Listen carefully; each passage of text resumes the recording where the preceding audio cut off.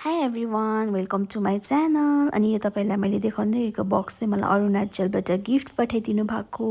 Thank you so much. अनि म हजुरहरूलाई अनबक्स गरेर देखाउँछु है त्यो के छ भनेर। अनि म एक एक कुरा गरेर निकाल्छु। यसमा यो प्याकेट पनि म तपाईँलाई सबै देखाउँछु है। यो चाहिँ ट्र्याक्टर हो, काठको रहेछ, दामी रहेछ, सायद नानीलाई पठाइदिनु भएको होला। यो चाहिँ फ्लावर वास रहेछ, भर्खर बनाएको होला, यस्तो मिठो बास्ना आइरहेको थियो। यो चाहिँ बाँसको कप रहेछ। अन्त यो भित्र चाहिँ के छ भनेर चाहिँ म इनबक्स गर्छु। एक्साइटेड थिएँ नि त, किनभने कसैले गिफ्ट दियो भने के छ हुन्छ नि त। म पनि त्यही थिएँ नि त, के छ यसमा चाहिँ भनेर गिफ्ट छिटो खोल्दै थिएँ। भरे त के रहेछ भन्दै त कप पो रहेछ यसमा चाहिँ, तर ब्युटिफुल कप थियो है।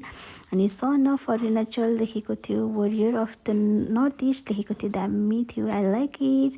अनि यो प्लास्टिकमा चाहिँ के छ भन्दाखेरि चाहिँ सल रहेछ, अरुणाचलको सल रहेछ है, दामी थियो, आई लभ इट।